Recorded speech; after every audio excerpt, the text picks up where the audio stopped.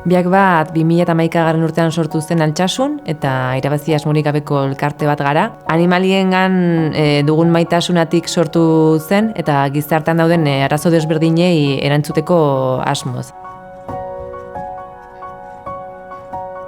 Pertsona eta animaliek osatzen dugu biak bat. Bi psikologo eta bi txakur hezitzaile, dena daukagu gure formakuntza espezializatua, batez ere txakurrekin egiten dugu lan. 7 txakur ditugu, gehienak labradore arrazakoak, 2 katu, dordoka bat eta martxori. Bakoitzarekin gauza desberdinak landu ditzakegu. Autismoa, garun paralisia, txakurrei beldurra, behar desberdinak dituzten aurrekin lan egiten dugu, baita ere gazteekin eta baita ere helduekin. Profesionalek badakigu zelako onura dituzten eta hori egiten duguna da terapiara eraman pertsona edo haur hori laguntzeko. Animaliek, bereziki txakurrek, ematen dutena da konfiantza, segurtasuna, ez dute epaitzen, ez dute hitz egiten, baina nik uste dut batez ere horregatik egiten duena da komunikazio bai berbala eta ez berbala bultzatu. Nire semeak hitz egiteko arazoak dauzka. Hasi zenean terapia hontan kolorekin hasi zen ta oso polita izan zen zeren azul ezekien esaten. Orduan zen txakurrarekin lantzen zuten gehiena ziren koloreak ta azul. Egunero zen ul ta ai.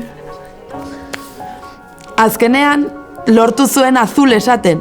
Juten zen kaletik ta ama, begira, azul! Ama, begira, kotxe azul! Horiz berarentzat oso garrantzitsua izan zen ikusi zuen altzuela gehiago egin. Behar desberdinetarako laguntza txakurrak ezi eta ematen ditugu.